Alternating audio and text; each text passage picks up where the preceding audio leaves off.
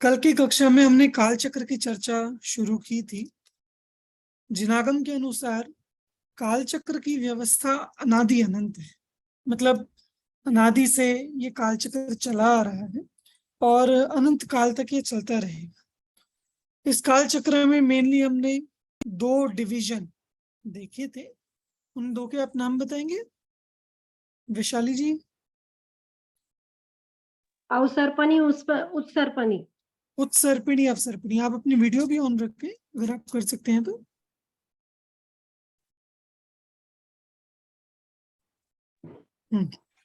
उत्सर्पिणी और अवसर्पिणी, ये दो नाम हमने इन काल के देखे।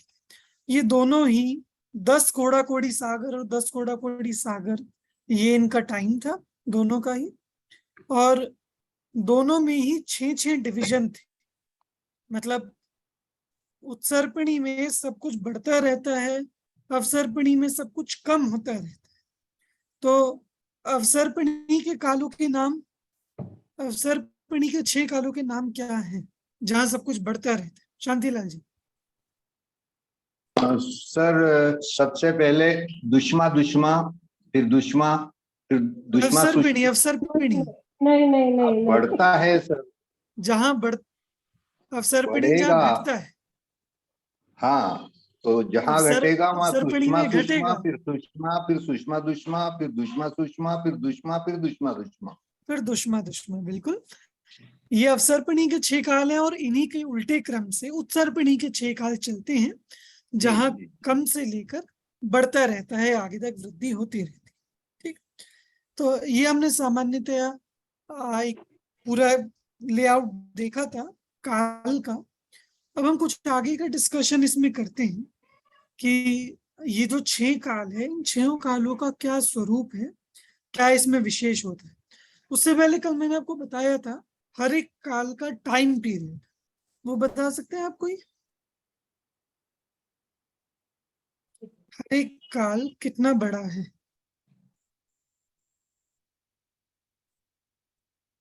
जैसे अवसर्पिणी के क्रम से चले तो सुषमा पहला सुषमा जो सुषमा आता दुष्मा, है, सुषमा सुषमा जो है वो 4 कोड़ा कोड़ी सागरों का है। 4 कोड़ा कोड़ी सागर का है। अगला सुषमा 3 कोड़ा कोड़ी सागरों, 3 कोड़ा कोड़ी सागर का है। फिर सुषमा दुष्मा वो एक कोड़ी को 42,000 कम। ना ना ना, सुषमा दुष्मा 2 कोड़ा कोड़ी सागर का है। फिर जो चौथा काल है दुष्मा सुषमा, वो है 1 कोड़ा कोड़ी सागर, 42,000 सागरों कम, 42,000 वर्ष का सागरों कम 42,000 वर्ष कम है। उसके बाद पांचवा काल 21,000 साल का और छठा काल भी 21,000 साल का। छठा काल भी 21,000 साल का। ठीक, तो इस तरह ये 6 काल का टाइम पीरियड है, जिसमें टोटल टाइम पीरियड अपने पास आ जाता है 10 कोड़ा कोड़ी सागर। ठीक, 10 कोड़ा कोड़ी सागर के अंदर इसमें अब सागर क्या है, ये सागर का हम थोड़ा सा डिस्कशन यहाँ पर करेंगे। ठीक, देखिए समझाता हूँ आपको। कहाँ गया क्लास?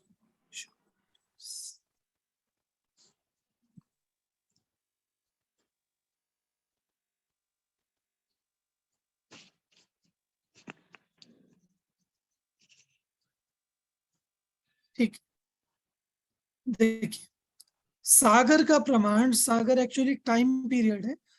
जो हमने कहा 4 कोड़ा कोड़ी सागर, 3 कोड़ा कोड़ी सागर, तो कोड़ा कोड़ी मतलब crore multiply by crore, this is कोड़ा कोड़ी। ठीक, कोड़ा कोड़ी में सागर अब क्या चीज है जिसको हम करोड़ मल्टीप्लाई बाय करोड़ करेंगे? तो देखिए ये एक्चुअली जब आप कैलकुलेट इसे करेंगे तो ये असंख्यात वर्षों में आ जाएगा। तो फिर भी इसकी मोटी मोटी कैलकुलेशन है, वो मैं बता देता हूँ सागर की कैलकुलेशन कैसे होती है। तो देखिए सागर का प्रमाण, एक योजन मतलब एक, हमें सबसे पहले गड्ढा खोदना है। मैं पहले आपको वर्बली बता देता हूँ सागर के लिए क्या करना है। कि गड्ढा आपको खोदना है, एक सिलेंड्रिकल गड्ढा, मतलब ऐसा गोल गड्ढा और गहरा, तो एक सिलेंड्रिकल शेप बन जाएगी। उसमें गहराई रखनी है 1 योजन। ठीक, 1 योजन बराबर है 6000 किलोमीटर अप्रॉक्स। 6160 किलोमीटर कुछ होता है। 6000 किलोमीटर 1 योजन। तो 6000 किलोमीटर गहरा एक गड्ढा कहाँ खोदेंगे? जमीन में। जमीन में खोदोगे तो धरती तो वैसे ही 2000 किलोमीटर की है, तो खत्म। वहां कैसे? 12000 किलोमीटर है धरती जरूर, तो 6000 किलोमीटर का गड्ढा धरती में खोदोगे? हाँ कि नहीं? ये हम यहाँ खोदेंगे दिमाग में। ठीक, अपने इमेजिनेशन में। तो 6000 किलोमीटर का एक गड्ढा गहरा खोद लिया। ठीक, गहरा गड्ढा। अब उसका डायमीटर कितना रखना है कि डायमीटर भी 6000 किलोमीटर, जितनी गहराई सेम उसका डायमीटर 1 योजन। ठीक, तो 1 योजन गहराई और 1 योजन डायमीटर, उतना गड्ढा, गहरा गड्ढा खोदना है। ठीक, अब उस गड्ढे को हमें फिल करना है, पर किससे? कि एक सामान्य है, एक मेढ़ा होता है, मेढ़ा, उसके बाल के टुकड़ों से। और कितने टुकड़े? कि ऐसा छोटा टुकड़ा जिसका दूसरा हिस्सा नहीं हो सकता। मतलब बाल के छोटे छोटे छोटे छोटे टुकड़े करके, कोई मेढ़े के आपको बाल नहीं काटने और ना ऐसा करना, पर एक काल के पैमाने के लिए ये है कि मेढ़े के बाल के आगे का हिस्सा और उसको छोटे छोटे छोटे छोटे टुकड़े करके कि एक टुकड़े का दूसरा हिस्सा ना हो सके, अनडिविजिबल, ऐसा उस इतने इतने बालों से वो पूरा गड्ढा भरना है। पहला स्टेप क्या था? गड्ढा बनाना है। दूसरे स्टेप में वो गड्ढा भरना है मेढ़े के बाल से। और मेढ़ा भी वो जो बच्चा मेढ़ा होता है 1 से 7 दिन वाला, क्योंकि छोटा जो बड़ा होगा उसके बाल मोटे हो जाएंगे, जो छोटा होगा उसके बाल पतले रहेंगे, तो पतले बालों से वो गड्ढा आपको पूरा भरना है। ठीक, मतलब वो भी संख्या बहुत बड़ी आ जाएगी। अब आपने पूरा गड्ढा भर दिया, इसमें कितने बाल आए? असंख्यात। इसकी नहीं, असंख्यात नहीं है, इसकी भी एक कैलकुलेशन है। एक संख्या मैं आपको भेज दूंगा। मतलब 45 डिजिट्स की एक पूरी संख्या है, 45 डिजिट्स की, जिसमें वो रोमों की संख्या दी है कि उसमें कितने बाल आ जाते। ठीक, 45 डिजिट्स, वो पूरा बहुत बड़ा है वो। अब है क्या कि आपने वो पूरा भर दिया, तो अब तो सागर निकल जाएगा कि जितने बाल उतना सागर, कि नहीं नहीं अभी तो बहुत दूर है सागर। कि फिर कैसे? कि हर 100 सालों में एक बाल निकालो। हर 100 साल में एक बाल निकालना है। तो एक टुकड़ा मतलब? एक टुकड़ा, वो जो बाल का खंड था अनडिविजिबल, हर 100 साल में आपको वो निकालना है एक। तो जब पूरा गड्ढा खाली हो जाए, वो जो टाइम पीरियड है वो भी सागर नहीं है, अभी सागर दूर है। उसे कहते हैं पल्य। क्या कहते हैं उसको? पल्य, पल्य। ये संख्या भी आपने, ये नाम भी आपने कई जगह सुना होगा। पल्य से जो भोग भूमि की आयु होती है वो 3 पल्ले की होती है, उत्कृष्ट आयु, जो हम कल भी पढ़ेंगे। मनुष्य की हाईएस्ट एज 3 पल्ले की हो सकती है। तो 100 सालों में आपने वो निकाला और पूरा गड्ढा खाली हो गया, तो वो जो टाइम पीरियड रहा वो पल्ले है। देखो अभी जितना हुआ मैं आपको स्क्रीन पर दिखा देता हूँ, ज्यादा क्लियर रहेगा। 1 योजन गहरा और 1 योजन डायमीटर वाला गड्ढा खोदना है। उसमें उत्तम भोग भूमि के 1 से 7 दिन के मेढ़े के अखंड बालाग्र, जो सिर्फ एकदम अनडिविजिबल उसका टुकड़ा है, उससे भरना है। 100 वर्षों में एक एक बाल निकालिए, जब गड्ढा खाली हो जाए तो वो व्यवहार पल्ले है। ठीक, या बस एक बार समझिए, जितना समझ में आ जाए उतना अच्छा है। असंख्यात व्यवहार पल्ले मतलब अब ये जो व्यवहार पल्ले की संख्या निकली ना, इसको और असंख्यात से गुना करो, और असंख्यात से गुना करो, और असंख्यात से गुना करो, करते करते करते करते मतलब वो उसका असंख्यात गुना गुना करते करते एक सागर आता है। एक सागर मतलब वो तो जो 100 वर्ष में, असंख्यात से गुना कितनी बार करना है? असंख्यात बार? नहीं देखिए, असंख्यात व्यवहार पल्लियों का एक उद्धार पल्ले, मतलब पल्ले भी 3 तरह के, हम उसमें गहराई में नहीं जाएंगे। व्यवहार पल्ले, उद्धार पल्ले, अद्धा पल्ले। ठीक, उसमें तो इसलिए मैंने आपको एक जनरल बता दिया कि असंख्यात से आप उसको मल्टीप्लाई कीजिए, उसका असंख्यात गुना, असंख्यात गुना, असंख्यात गुना, असंख्यात गुना करते करते करते करते एक पॉइंट पर वो सागर आ जाए। मतलब अभी तो हम वो गड्ढा ही नहीं भर पाए हैं उसके टुकड़े करके। वो गड्ढा खोदना, बाल भरना, टाइम तो यहाँ से शुरू होता है जहां से आप बाल निकाल रहे हैं। हर 100 वर्षों में एक बाल आप निकाल रहे हैं, वहां से आपका वो टाइम पीरियड शुरू होगा। और फिर उसको असंख्यात गुना, असंख्यात गुना, असंख्यात गुना, असंख्यात गुना, तो ये जो पूरा असंख्यात गुना हम लोग करते चले गए हैं, तो ये क्या पूरा एक उत्सर्पिणी अवसर्पिणी कि नहीं? ये एक सागर, क्या है ये? एक सागर है।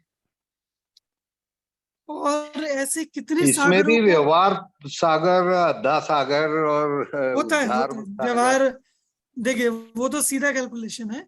व्यवहार पल्ले मल्टीप्लाई बाय 10 कोड़ा कोड़ी व्यवहार सागर, उद्धार पल्ले मल्टीप्लाई बाय 10 कोड़ा कोड़ी उद्धार सागर, और अद्धा पल्ले मल्टीप्लाई बाय 10 कोड़ा कोड़ी अद्धा सागर। पर जो सागर की हम बात करते हैं वो अद्धा सागर की बात करते हैं। विनीता जी आप भी सुन रहे हैं?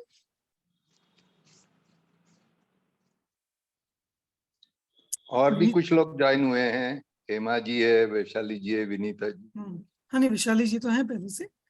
विनीता जी आप सुन पा रहे हैं? हाँ हाँ सुन पा रहे हैं। हाँ, आप अपनी वीडियो ऑन रखें। हेमा जी आप भी अपनी वीडियो ऑन रखें। ठीक। तो विनीता जी समझ में आ रहा है आपको ये क्या बात चल रही है?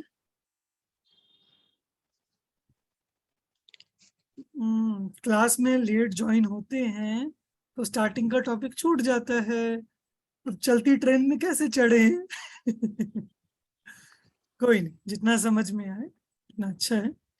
तो मैं ये समझा रहा था कि सागर का कैलकुलेशन मतलब इतने असंख्यात वर्षों का एक सागर होता है जब इतना टाइम निकल जाता है। और वो सागर एक सागर से नहीं, ऐसे 10 करोड़ इंटू 10 करोड़ इतने सागर का एक उत्सर्पिणी और एक अवसर्पिणी, मतलब इमेजिनेशन भी हम नहीं कर सकते उस टाइम पीरियड की कि वो कितना बड़ा टाइम होता है। ठीक, तो शॉर्ट में आप इतना ही समझो कि वो कितना बड़ा काल है सागर की, असंख्यात वर्ष, मतलब हजारों नहीं, लाखों नहीं, करोड़ों नहीं, अरबों नहीं, खरबों नहीं, नील नहीं, शंख नहीं, वो आप उसको मल्टीप्लाई करते जाओ करते जाओ करते जाओ करते जाओ करते जाओ, वो इतना जो आपके दिमाग से बाहर हो जाए उसके भी असंख्यात गुना उतना एक सागर होता है। और उस सागर का ऐसे 10 करोड़ इंटू 10 करोड़ उतना सागर, वो एक उत्सर्पिणी अवसर्पिणी। आप लोग भी अपनी वीडियो ऑन ही रखें, विनीता जी और वैशाली जी। तो देखिए ये एक सागर का एक जनरल कैलकुलेशन हुआ। ये मैं फिर भी आपको रिटर्न में भी भेज दूंगा, तो आप बाद में भी उसको देख सकते हैं।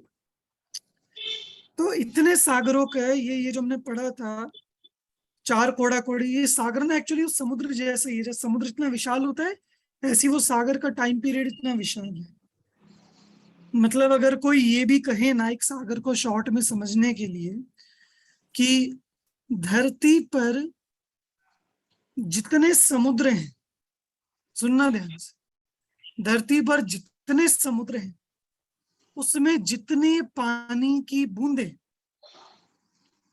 उतने वर्ष का एक सागर। अब कुछ थोड़ा सा दिमाग में आया? जितने पानी की बूंदे इस धरती पे हैं समुद्रों में, उतने वर्ष आप निकालो, वो एक सागर है। और ये भी एक्चुअली मैंने छोटा कैलकुलेशन बताया है, क्योंकि यहाँ पानी की बूंदे भी लिमिटेड है, संख्यात है, और ये सागर है, ये असंख्यात है।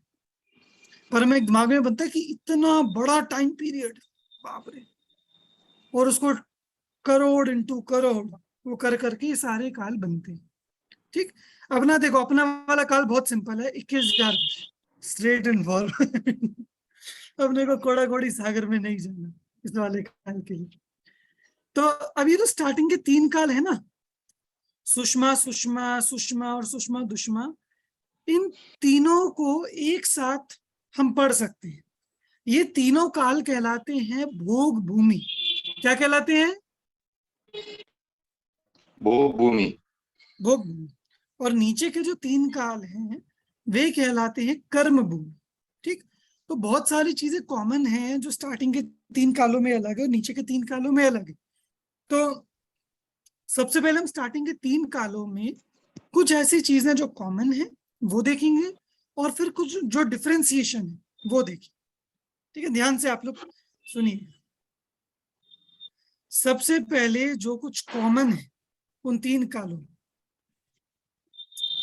स्टार्टिंग के जो 3 काल है, अवसर्पिणी के 6 कालों में प्रथम 3 काल, ये 3 काल भोग भूमि के हैं। भोग भूमि का मतलब होता है कि जहां आपको कमाने के लिए काम नहीं करना पड़ता, मेहनत नहीं करनी पड़ती, खाना भी नहीं बनाना पड़ता, कुछ काम नहीं करना पड़ता, बस भोग भोगो, भोग भोगो, भोग भोगो। सुनने में कितना अच्छा लगता है, भोग भूमि। ये तीनों काल भोग भूमि के हैं। होता क्या है, यहाँ जो जैसे अपने यहाँ संतति पैदा होती है, बच्चे पैदा होते हैं,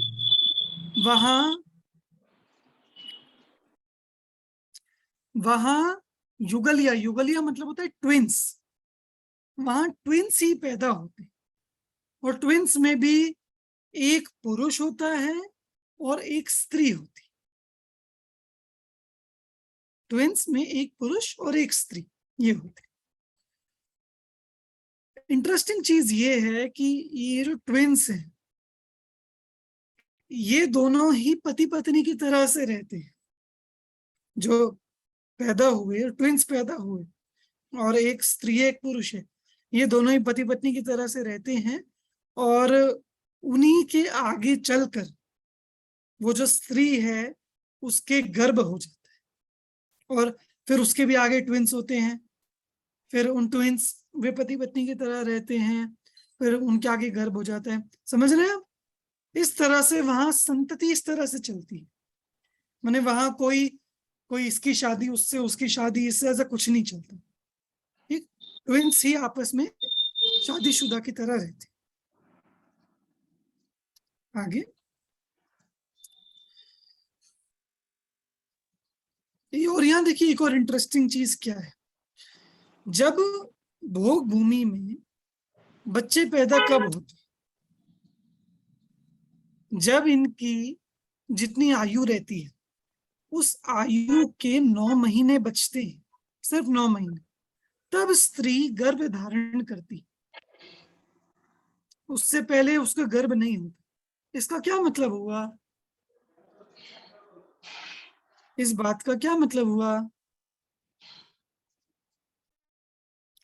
अगर हम ये कहें कि स्त्री को जो गर्भ होता है वो उसकी आयु के 9 महीने पहले ही होता है, इसका मतलब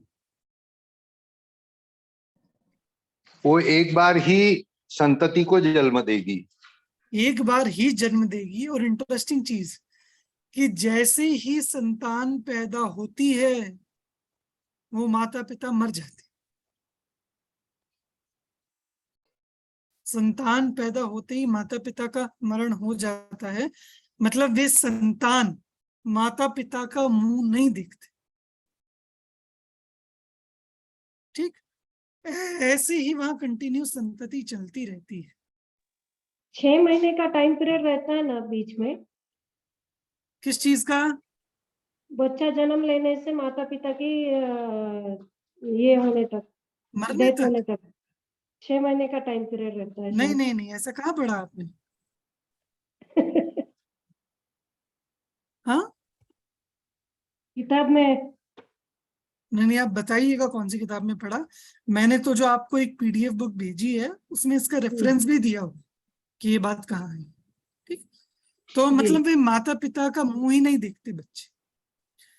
और क्या होता है विशेष, इनके मलमूत्र नहीं होता, शरीर में रोग नहीं होता, कोई पसीना नहीं होता, और ये सारे जीव इतने कोमल परिणामी होते हैं, मतलब इतने भद्र जीव होते हैं कि सारे स्वर्ग में ही जाते हैं।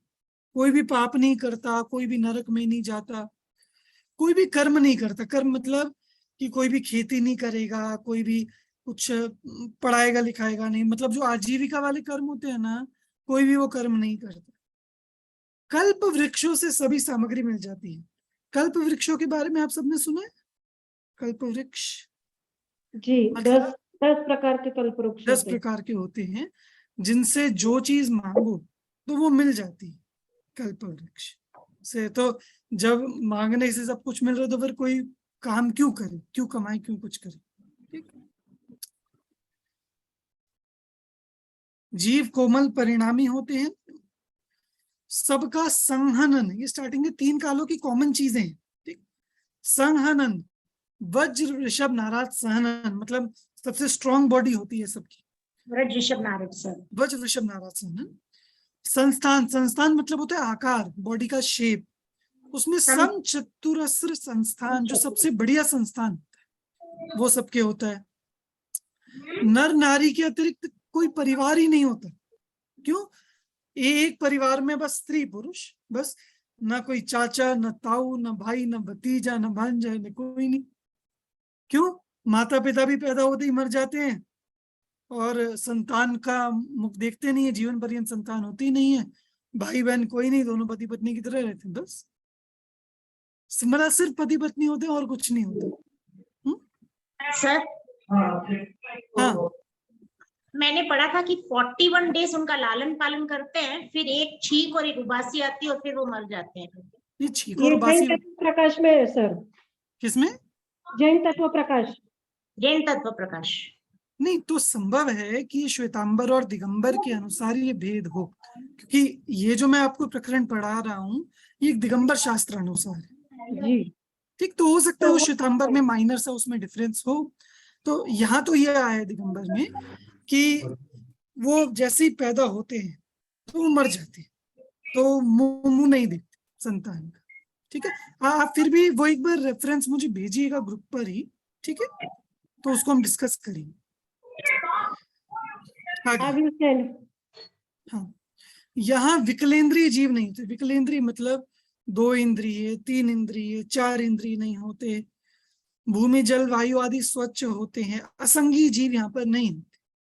यहाँ अंधेरा नहीं होता, लोग पाप नहीं करते, और क्योंकि सब भोगों में अधिक आसक्त रहते हैं इसलिए यहाँ व्रत संयम भी नहीं। ठीक, और देखो जब भी ये जीव पैदा होते हैं, उत्पन्न होते हैं, तो पैदा होने में इनको एक सम्यक प्राप्ति की योग्यता, मतलब ऐसा पूरा पैदा होने में कितने दिन इनको लगते हैं। तो देखिए ये जो सारी चीजें हैं, 7 चीजें हैं। अंगूठा चूसना, अस्थिर गमन मतलब जैसे पैरों के बल चलना, बैठना, दौड़ना, कला गुणों की प्राप्ति, तरुण अवस्था, सम्यक प्राप्ति की योग्यता, ये सब इनमें डिफरेंस में आता है। कितना कितना?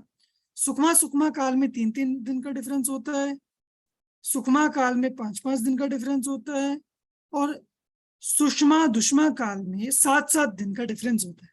इसका मतलब कि जैसे सुषमा सुषमा काल वाली तो पहले 3 दिन अंगूठा चूसेंगे, फिर 3 दिन आस्थिर गमन करेंगे, 3 दिन बैठेंगे, 3 दिन दौड़ेंगे, फिर 3 दिन में अपने गुणों की प्राप्ति करेंगे, सीखेंगे, 3 दिन में तरुण हो जाएंगे, और बाकी के 3 दिनों में मतलब 21 दिन में सम्यक की प्राप्ति की योग्यता आ जाएगी। जो दूसरे काल में ऐसी वो योग्यता 35 दिनों में आ जाएगी और तीसरे काल में वही योग्यता 49 दिनों में आ जाएगी। ठीक, तो इस तरह शुरू के 3 कालों में ये सब चीजें कॉमन होती है। मतलब एक तरह से लगाएं तो वे सभी जीव अपना भोगों में ही एक तरह से कहीं आसक्त रहते हैं, वहां कोई कर्म नहीं होता, कोई परिजन नहीं होता, कुछ नहीं होता, और कल्प वृक्षों से उनको भोग मिल जाते हैं और अपनी पुण्य उदय का वहां पर वे भोग करते हैं। अब जो इसमें डिफरेंस है, मतलब ये 3 तो कालों के बारे में जो कॉमन है वो हमने यहाँ पे पढ़ा, जो इसमें डिफरेंस है वो हम थोड़ा सा देखते हैं।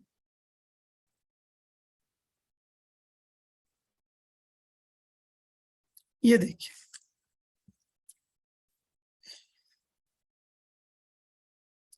इन तीनों कालों में क्या डिफरेंस है मेनली, तो देखिए, पहला सुषमा सुषमा का है, दूसरा सुषमा का है, तीसरा सुषमा दुष्मा का है।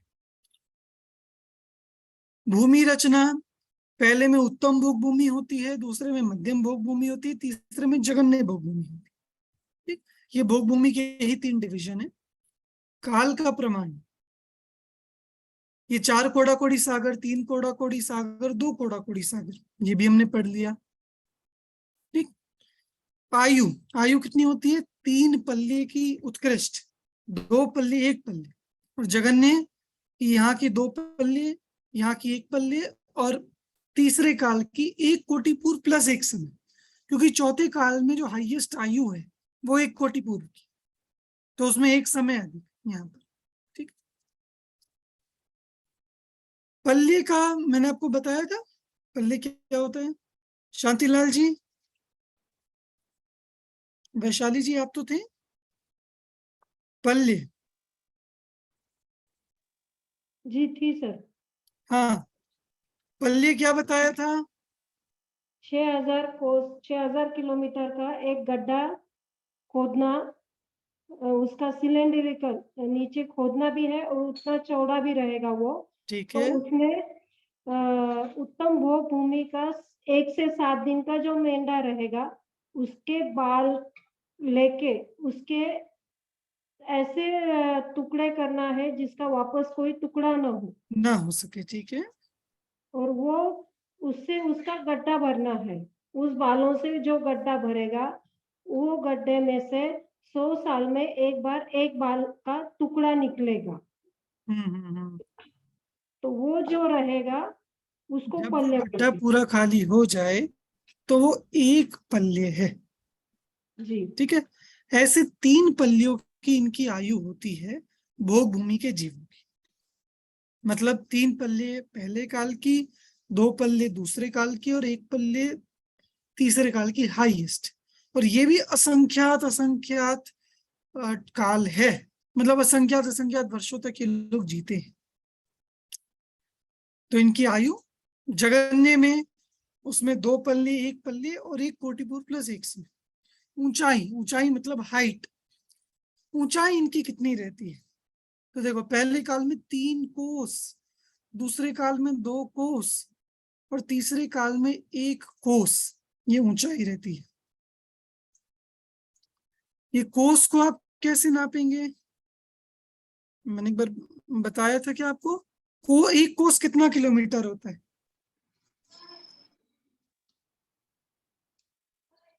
कोस तो एक जनरल टर्म नहीं है, बताया। अंदाजा 3 किलोमीटर। एक अंदाजा है, 3 किलोमीटर का 1 कोस होता है। ठीक, तो जिसकी हाइट 3 कोस है, क्रस्ट हाइट 9 किलोमीटर।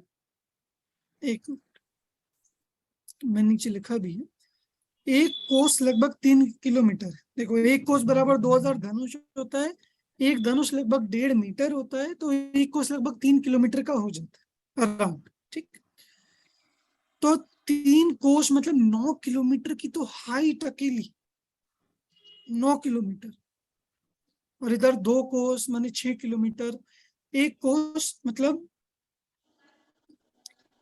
3 किलोमीटर। ठीक, और जो जगन्य आयु हुई वो 2 कोश 1 कोश और 500 धनुष। 500 धनुष किन की ऊंचाई थी? ऋषभदेव भगवान।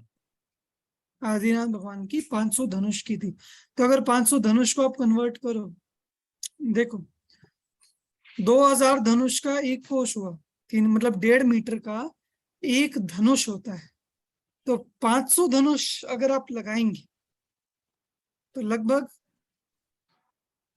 750 मीटर, मतलब 0.25 किलोमीटर लगभग। तो 0.25 किलोमीटर की ऋषभ देव की हाइट थी इसके अकॉर्डिंग। और जो डिफरेंस है इसमें, जो पृष्ठ भाग की हड्डियां हैं उसमें 256, 128, 64 ये डिफरेंस रहता है। इन सब के रेफरेंसेस जो मैंने बुक आपको शेयर करी है, पीडीएफ के पेजेस शेयर करे, उसमें सब रेफरेंसेस दिए हुए हैं। आहार एक काफी इंटरेस्टिंग है कि ये आहार कितने कितने टाइम में करते हैं रेगुलरली। पहले उत्तम भोग भूमि वाले जो पहले काल वाले हैं, वे 3 दिन बाद बेर इतना सा होता है, बेर बराबर आहार करते हैं 3 दिन बाद। जो दूसरे भोग भूमि वाले हैं, मध्यम भोग भूमि वाले, वे 2 दिन बाद, टाइम पीरियड कम हो गया, आहार का टाइम बढ़ गया। ठीक, आहार का वो पैमाना बढ़ गया। बहेड़ा क्या होता है, फ्रीक्वेंसी बढ़ गई सर, टाइम नहीं बढ़ा, जल्दी हाँ, जल्दी एक्चुअली खा रहे हैं। फ्रिक्वेंसी बढ़ गई है और उनका आहार भी बढ़ गया है। पहले बेर जितना आहार करते थे 3 दिन में, अब बहेड़ा क्या होता है, तो देखो मैंने ऑनलाइन देखा था कि इस साइज का एक फल है। बहेड़ा फल नहीं खाते वे, बहेड़ा ये तो एक पैमाना दिया कि इस फल जितना कोई आहार करते हैं कल्प वृक्षों से, बस इतना से। तो ये बेर से बड़ा है और आंवले से छोटा है। और जो तीसरी भोग भूमि वाले हैं, वे 1 दिन के गैप के बाद और आंवला जितना आहार करते हैं। और हम तीसरी लोग भोग भूमि का क्या नाम बताया सर, मध्यम के बाद? जघन्य, ओके। जघन। तो ये सब इतने इतने गैप के बाद इतना इतना आहार करते हैं। और हम कितने गैप के बाद कितना आहार करते हैं?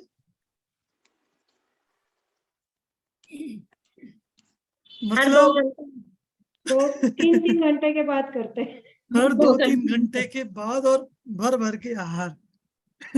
फिर भी तृप्ति नहीं होती। मतलब आप ह्रास देख रहे हो कितना डिक्लाइन हुआ है वहां से अब तक। वो टाइम पीरियड बीच में गैप कम होता गया और आहार बढ़ता गया, और आज हम यहाँ पर खड़े। ऐसे आप बाकी चीजों में लगाओ तो हाइट जहां इतने इतने किलोमीटर थी, आज इतनी सी रह गई है हाइट, 1 मीटर 1.5 मीटर। जहां एज मतलब इतनी थी, पल्लियों में थी, आज एज इतनी सी रह गई है। मतलब हम इस अवसर्पिणी के बिल्कुल एंड में खड़े हैं। शुरुआत तो हुई थी बहुत अच्छे से इस अवसर्पिणी की, बहुत बड़े बड़े कालों से, और अब हम एट लास्ट एंड में आ गए हैं इस अवसर्पिणी के, जहां जरा सी हाइट बची है, जरा सी एज बची है, कोई शक्ति नहीं बची है, कोई सहनन नहीं बचा है। सहनन भी हमारे लास्ट में वाले 3 ही होते हैं, और मतलब कुछ नहीं बचा। तो ये एकदम ह्रास वाला पीरियड है। तो स्टार्टिंग में ऐसा होता था, शरीर का रंग सूर्य प्रभा जैसा, पूर्ण चंद्र प्रभा जैसा, प्रियंगु फल। ये प्रियंगु फल मुझे भी समझ में नहीं आया, मैं फिर भी एक बार देखूंगा प्रियंगु फल क्या होता है, पर इस शास्त्र में शब्द दिया है। और सम्यक्त की पात्रता इनमें कब आती है, तो ये मैंने भी आपको वो ऊपर जो बताया पूरा, कि ऐसा अंगूठा चूसते हैं, अस्थिर गमन करते हैं, बैठते हैं, दौड़ते हैं, ये सब, और लास्ट में 3 दिन बाद। तो ऐसा उत्तम भोग भूमि में 21 दिन बाद, मध्यम भोग भूमि में 35 दिन बाद, और जघन्य भोग भूमि में 39 दिन बाद सम्यक्त्व प्राप्ति की योग्यता आती है। और हम में कितने टाइम बाद आती है सम्यक्त्व प्राप्ति की योग्यता?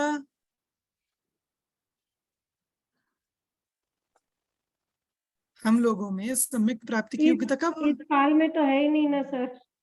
सम्यक मोक्ष की नहीं कह रहे, सम्यक दर्शन की कह रहे हैं। सम्यक दर्शन की तो है योग्यता। योग्यता है मगर कहाँ आ रहा। अरे नहीं, प्रयास करो, क्यों हम नहीं आ रहा? नहीं जानते, केवल ही जानते हम सम्यक है कि नहीं। नहीं जानते, मैं वो बात नहीं कर रहा। प्रयास आप करो, पर योग्यता कितने समय बाद आ जाती है सम्यक तो प्राप्ति की? हम नहीं बता सकते ना। 18 साल के बाद। ना ना ना ना वो शादी की योग्यता थोड़ी लाइसेंस की योग्यता थोड़ी पूछ रहे 18 साल बाद। ये इसकी रहती है 8 साल बाद, गर्भ काल के 9 महीने मिलाकर 8 साल बाद जीव सम्यक जो की, दीक्षा देने का समय होता है वो ही एक्चुअली सम्यक प्राप्ति की योग्यता है। मतलब जो यंगेस्ट केवली भी आपको मिलेंगे हिस्ट्री में, वो 8 साल की एज वाले मिलेंगे। क्यों? क्योंकि वही एज होती है जहां जीव ने सम्यक तो प्राप्त किया और उसके अंतर मूर्त में जीव केवल ज्ञान प्राप्त करके मोक्ष जा सकता है।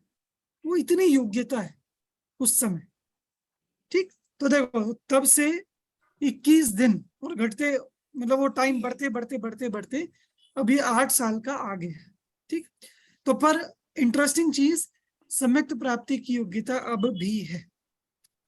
तो इस तरह ही हमने स्टार्टिंग की जो 3 भोग भूमियां, उनका यहाँ पर हमने चित्रण देखा। आपको ये पढ़कर क्या लगा? क्या क्या भाव आ रहे हैं मन में? कि सच सच बोलो। कि बोले सर भाव तो ये आ रहे हैं कि अरे हमें कैसे मिलेगी, आपने ये तो बताया ही नहीं सर, कि इतने बढ़िया बढ़िया सारे पुण्य का उदय मिलेगी कैसे ही भोग भूमि। तो भाई भोग भूमि तो चलो पुण्य के उदय से मिल भी जाएगी, पहले कितनी बार मिली भी हो, पर भोग भूमि से जीव मोक्ष प्राप्त कर सकता है क्या? नहीं कर नहीं सकता। कर सकता। और कर्म भूमि से कर प्राप्त सकता कर है। सकता। अच्छा, भोग भूमि का मिथ्या दृष्टि और इस पंचम काल का सम्यक दृष्टि, कौन ज्यादा सुखी है? इस काल का सम्यक दृष्टि। माने क्या इंटरेस्टिंग चीज है कि या हमें, व्रत नियम है। नहीं नहीं, मैं भी व्रत नियम की बात नहीं कर रहा, मैं सम्यक दर्शन अकेले की बात कर रहा हूँ। व्रत नियम में तो और प्लस पॉइंट हो गया। अभी व्रत नियम की वो तो है ही कि व्रत नियम हो गया तो और अधिक सुख है ही, वहां तो व्रत नियम है ही नहीं। पर भोग भूमि का मिथ्या दृष्टि हो और इस पंचम काल का सम्यक दृष्टि हो, तो भी पंचम काल का सम्यक दृष्टि ज्यादा सुखी। मैंने, आप समझ रहे हैं? इतने भोग प्राप्त कर लिए, इतना पुण्य का उदय हो गया, फिर भी अगर मिथ्यात्व नहीं छूटा तो भी जीव को सुख की प्राप्ति नहीं होगी, मोक्ष का मार्ग नहीं मिलेगा। तो बोलो, हम भोग भूमि से ज्यादा सुखी हो सकते हैं या नहीं हो सकते? अभी भोग भूमि से ज्यादा सुख प्राप्त कर सकते हैं या नहीं? नहीं कर सकते। कर कि सकते हैं। भौतिक सुख तो नहीं कर सकते, नहीं कर पर जो वास्तविक सुख है, अंतरंग सुख है, हम वो वैसा प्राप्त कर सकते हैं जैसे भोग भूमि में भी ना हो। वहां संयम नहीं है, यहाँ संयम का भी सुख है, यहाँ व्रतों का भी सुख है। ठीक, इसीलिए भोग भूमि को पढ़कर कि हमें भी ऐसा मिल जाए, ऐसा निदान नहीं करना चाहिए। बल्कि इतना पुण्य का उदय प्राप्त करके भी आज भी हम संसार में ही, मोक्ष की प्राप्ति हमें नहीं हुई, इसीलिए हमें उसका उद्यम करना चाहिए। ऐसा हम कर्म भूमि में तो उसका पुरुषार्थ हमें करना चाहिए। ठीक, इतनी इससे प्रेरणा हमें लेनी चाहिए। तो इस तरह ही हमने शुरू के 3 कालों की चर्चा यहाँ पर पढ़ी। किसी को कोई क्वेश्चन हो इनसे तो आप पूछ सकते हैं। सर ये जो जीनोम वगैरह की बात आती है हमारे इसमें कि इसमें एक परिवार में एक जैसे संचेती से संचेती नहीं करेंगे या ओसवाल से ओसवाल नहीं, ऐसे ये जो भी मान्यताएं हैं जिनको हम जीन्स के आधार पर कुछ प्रॉब्लम खड़े ना हो इसके लिए कुछ दिया गया गणित है जिसको शादी आदि करवाने में, तो पहले क्या व्यवस्था थी कि उसमें उनको प्रॉब्लम नहीं आते थे? पुण्य का उदय था, पुण्य का संचय था, या समय का कुछ परिवर्तन ऐसा था कि उसमें ये प्रॉब्लम नहीं आते थे ताकि वो युगलिक पति पत्नी जैसे रह लेते थे? देखिए, ये जो चीज है ये आज एक्चुअली, की व्यवस्था को उसकी व्यवस्था से देखने से ये प्रश्न खड़ा हो रहा है। नहीं बिल्कुल होगा, अवश्य होगा, क्योंकि बहुत डिफरेंस है।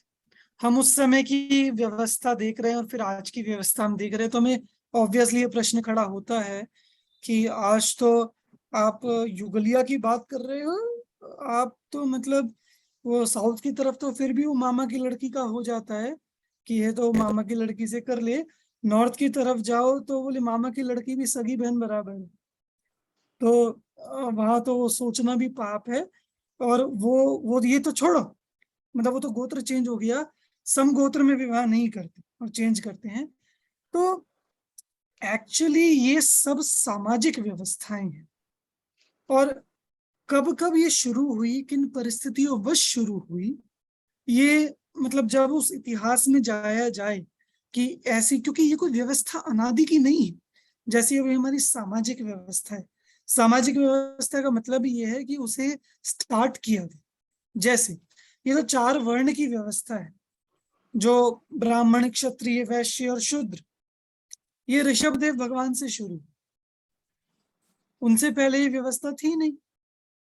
मतलब इन व्यवस्थाओं का कोई ना कोई एक होता है जिसने शुरुआत की होती है, उससे पहले ये व्यवस्था नहीं होती एक्चुअली।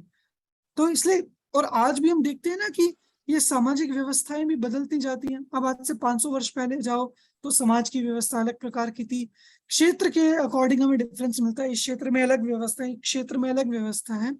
तो इसलिए इनका कोई एक निश्चित पैमाना नहीं बनाया जा सकता कि ये रीजन है इसलिए सामाजिक व्यवस्था ऐसी ही हो, नहीं। वो बदलती रहती हैं, कोई ना कोई आता है, किसी के दिमाग में कुछ आता है, वो चेंज कर देता है, आगे आएगी फिर चेंज होगी। तो इसलिए इसके बारे में कोई भी स्टेटमेंट नहीं दिया जा सकता कि व्यवस्था ऐसी है और ऐसी थी, बस वो चेंज होती रही है, इतना हमें समझना चाहिए। सर, पहले की जो इतनी बड़ी अवगाहना थी, ऊंचाई थी उनकी, वो हिसाब से संस्थान और सब खान पान आदि की, मतलब इतने समय तक वो भूख उनको लगती नहीं थी, इतना उनका बॉडी का कैपेसिटी था, ताकि उनको माइंड में वो भूख का सेंसेशन भी नहीं होता था। तो क्या उनकी बुद्धि इतनी आगे तक देखने में भी सक्षम थी कि वो काल के इतने आगे तक भी देख सकते हैं, हम जितना देखते सोचते हैं?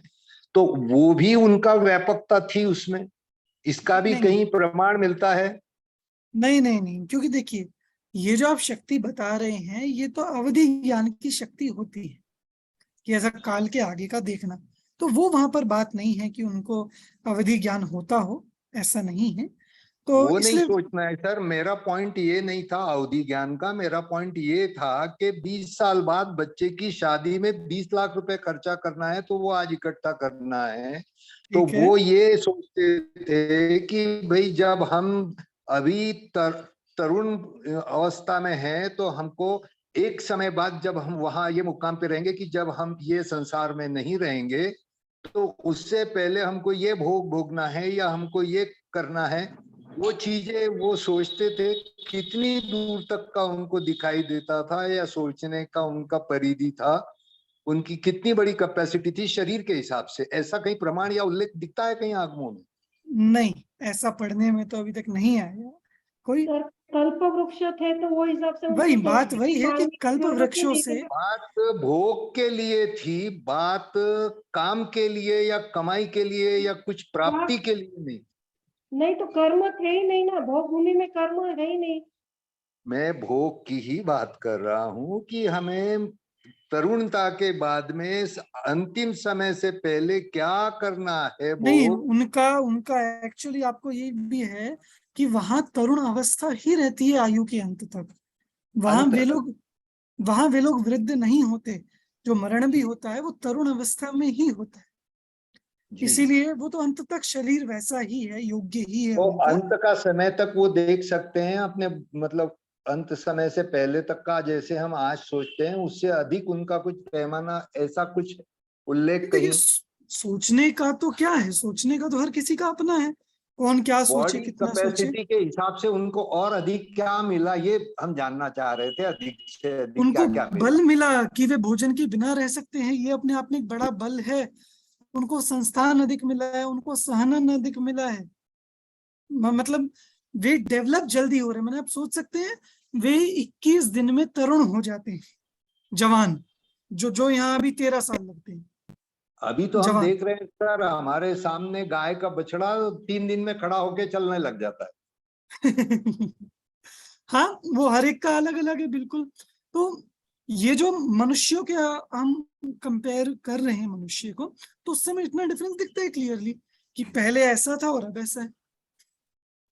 ठीक, तो वो बॉडी के अकॉर्डिंग शक्ति का वो सब डिफरेंस वहां दिखता है क्लियर। ठीक है, चलिए आप लोग का टाइम भी हो गया है, और कोई क्वेश्चन हो तो आप ग्रुप पर मुझे पोस्ट कर सकते हैं, और बाकी के जो 3 काल है उनका डिस्कशन हम लोग कल करेंगे। अभी आपकी सेकंड क्लास का टाइम है।